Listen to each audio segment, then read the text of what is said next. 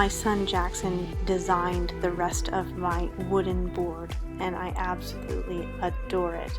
It represents Peggy's Cove and our family tree, rooted in love and above all our faith, and it's just absolutely perfect.